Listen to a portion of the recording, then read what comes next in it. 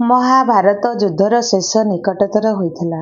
ଭୀଷ୍ମ ପିତାମହ ତାଙ୍କ ମୃତ୍ୟୁ ଅପେକ୍ଷାରେ ବାଣଶଯ୍ୟାରେ ଶୋଇଥିଲେ। ଏହା ଶୁଣି ଗଙ୍ଗା ଦେବୀ ପ୍ରକଟ ହେଲେ। ସେ ତାଙ୍କ ମୃତ୍ୟୁ ମୁଖରେ ଥିବା ପୁତ୍ର ଭୀଷ୍ମକୁ ଏପରି କିଛି କହିଥିଲେ ଯାହା ଧର୍ମର ପ୍ରତିଷ୍ଠାତା ଭଗବାନ କୃଷ୍ଣଙ୍କୁ ମଧ୍ୟ ହୃଦୟଙ୍ଗମ କରିଥିଲା।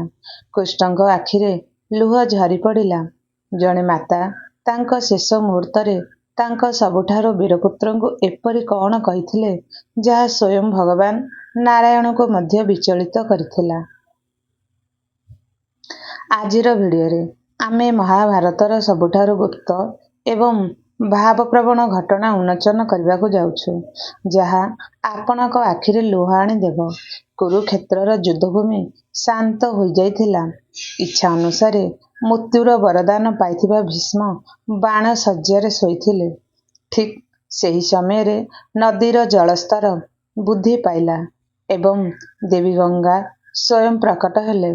ତାଙ୍କର ଅଷ୍ଟମ ପୁତ୍ର ସବୁଠାରୁ ପ୍ରିୟ ଏବଂ ସାହସୀ ସନ୍ତାନକୁ ଏପରି ଦୟନୀୟ ଅବସ୍ଥାରେ ଦେଖି ଜଣେ ମାତାର ହୃଦୟ ଭାଙ୍ଗିଗଲା। କାନ୍ଦି କାନ୍ଦି ଦେବୀ ଗଙ୍ଗା ଭୀଷ୍ମକୁ କହିଲେ, ପୁତ୍ର, ତୁମେ ଅଜୟ ଥିଲ। ପରଶୁରାମ ତୁମକୁ ପରାସ୍ତ କରିପାରିଲେ ନାହିଁ। ତୁମେ ଏହି ଭାଗ୍ୟ କିପରି ପାଇଲ? ତୁମେ ଏହି ସିକ୍ରି ସମ୍ମୁଖରେ ପଡ଼ିଗଲ। ମୁଁ କ'ଣ ତୁମକୁ ଉଠାଇ ଆଜି ପାଇଁ ଏତେ ସକ୍ଷମ କରିଥିଲି? ମାତା ଗଙ୍ଗାଙ୍କ ବିଳାପ ଶୁଣି ପାଖରେ ଠିଆ ହୋଇଥିବା ଶ୍ରୀକୃଷ୍ଣ କାନ୍ଦି ପକାଇଲେ। ତାପରେ ମାତା ଗଙ୍ଗା କହିଲେ, ହେ ଦ୍ୱାରିକାର ପ୍ରଭୁ, ତୁମେ ସ୍ୱୟଂ ନାରାୟଣ। ଏହା କ'ଣ ତୁମର ନ୍ୟାୟ?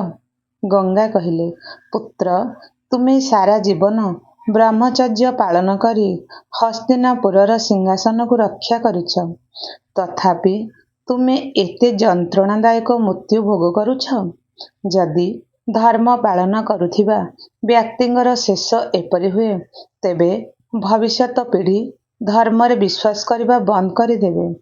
ମାତା ଗଙ୍ଗାଙ୍କ ଏହି କଥାରେ ଜଣେ ମାତାର ଯନ୍ତ୍ରଣା ଏବଂ କ୍ରୋଧ ଥିଲା, ଯାହା ବ୍ରହ୍ମାଣ୍ଡର ନାୟକ ଶ୍ରୀକୃଷ୍ଣଙ୍କୁ ମଧ୍ୟ ଆତ୍ମସମର୍ପଣ କରାଇଥିଲା।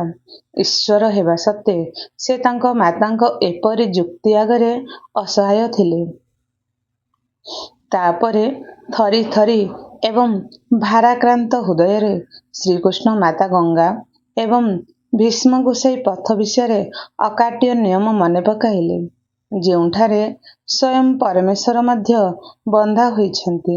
ଭୀଷ୍ମ କହିଲେ, ହେ ମାତା, ପିତାମହ ଭୀଷ୍ମ ପରମ ଜ୍ଞାନୀ। କିନ୍ତୁ ନ୍ୟାୟ କେବଳ ଯୁଦ୍ଧଭୂମିରେ ନୁହେଁ, ବରଂ ସଭାରେ ମଧ୍ୟ ମିଳିଥାଏ। ଯେତେବେଳେ ଦ୍ରୌପଦୀଙ୍କ ପୋଷାକ ଖୋଲି ଦିଆଯାଉଥିଲା, ସେ ନ୍ୟାୟ ପାଇଁ ଚିତ୍କାର କରୁଥିଲେ।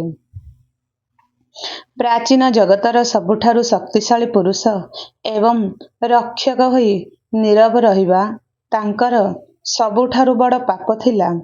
ଦୁଷ୍କର୍ମକାରୀମାନଙ୍କୁ ନ ଅଟକାଇବା ସେମାନଙ୍କୁ ସମର୍ଥନ କରିବା ସହିତ ସମାନ।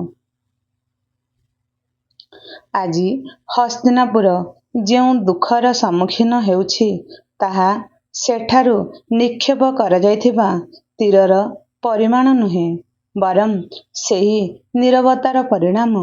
ହସ୍ତିନାପୁର ମଧ୍ୟ ଆଖି ବନ୍ଦ କରି ଏହି ସତ୍ୟକୁ ଗ୍ରହଣ କଲା।